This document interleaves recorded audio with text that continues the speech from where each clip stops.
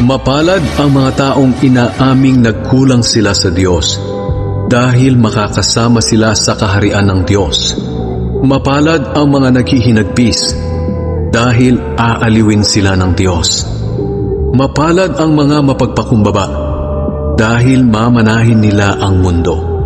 Mapalad ang mga taong ang hangad ay matupad ang kalooban ng Diyos, dahil tutulungan sila ng Diyos na matupad iyon. Mapalad ang mga maawain, dahil kaaawaan din sila ng Diyos. Mapalad ang mga taong may malinis na puso, dahil makikita nila ang Diyos. Mapalad ang mga taong nagtataguyod ng kapayapaan, dahil tatawagin silang mga anak ng Diyos.